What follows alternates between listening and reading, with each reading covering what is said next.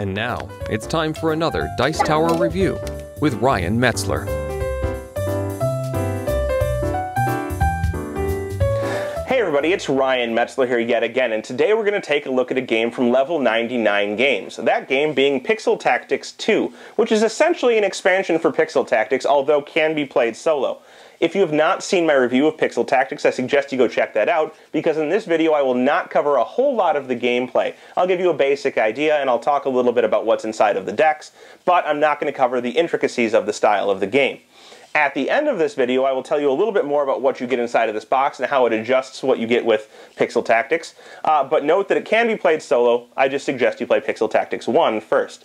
So without much more, why don't we go ahead and take a look at what you get inside of this, a brief introduction as to how the game plays, and then I'll come back here and sum it all up for you at the end.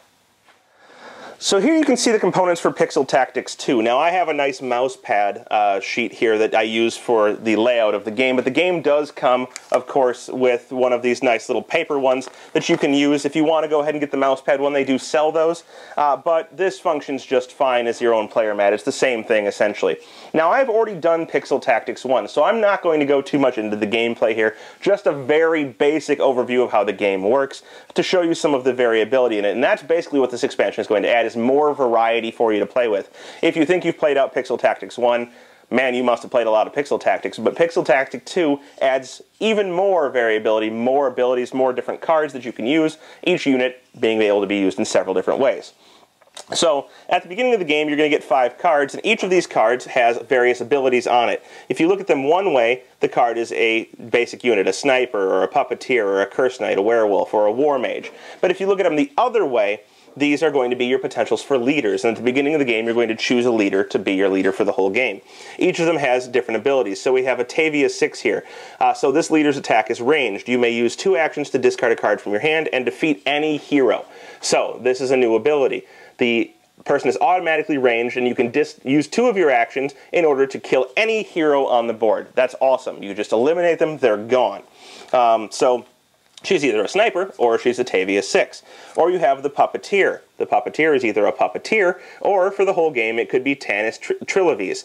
And it says you can give action attacks to enemy heroes in melee as though you controlled those heroes, and they were standing in your unit. These attacks do count towards 1 action per turn per limit. So it has its own little thing that it can do.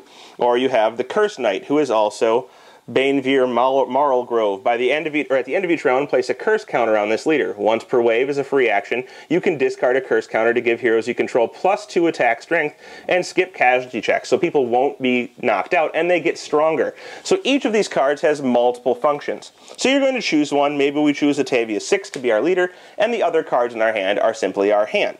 And for the rest of the game, they will be the basic unit. And the opposing player is going to do the same thing. Maybe they choose this person as their leader, and they have 4 cards as the remainder of their hand. From this point on, you're going to play waves, turns that are broken into waves. A vanguard wave, a flank wave, and a rear wave. And on these waves, you're going to be able to take different actions. They're all outlined on a reference card, and they're many and varied, but you can do lots of stuff. So you can recruit a new person. Recruiting a person simply means that you play that person into the wave that they're in. So if we're in the vanguard wave, I could play somebody out to the vanguard wave of my board. When I do so, the action that that person has is going to change. So now that they're in the vanguard wave, they're going to get this pink action, but if they were in the flank wave, they would have the green, and if they were in the blue, they would have, or if they were in the rear, they'd have the blue action. They're going to change. You can attack somebody, although not in the first wave, but you can make an attack. And attacks are going to be to the first person in melee in front of you, or they could be ranged where you shoot over other people to people in the back.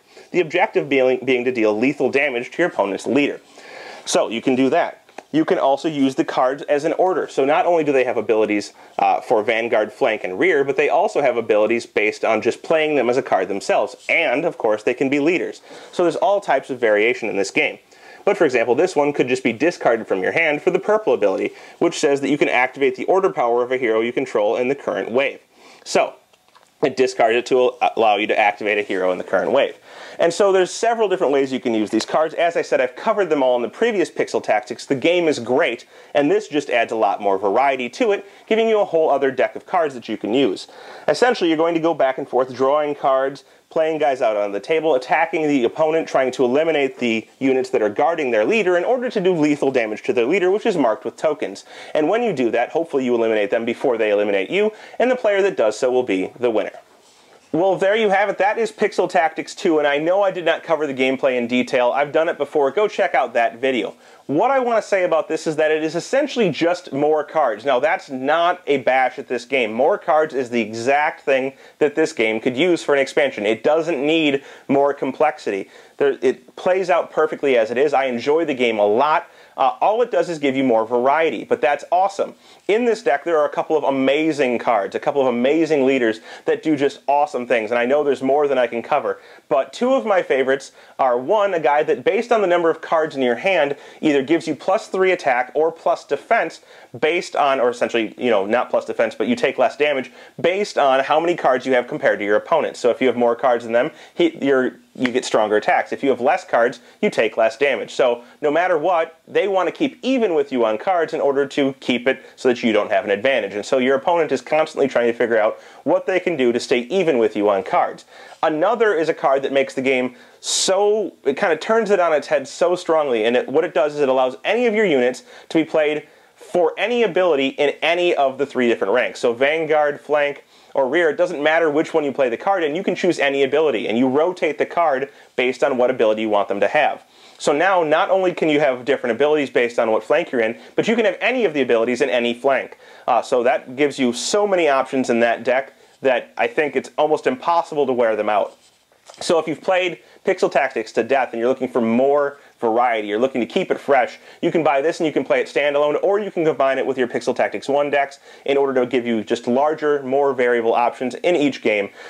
It's a great expansion, a great game. Definitely check it out. That's Pixel Tactics and Pixel Tactics 2. Thanks so much for watching the Dice Tower videos. Find more great videos and reviews, as well as our top-rated audio podcast at Dicetower.com. You can also find other great shows at Dicetowernetwork.com. I'm Eric Summerer, and you've been watching The Dice Tower.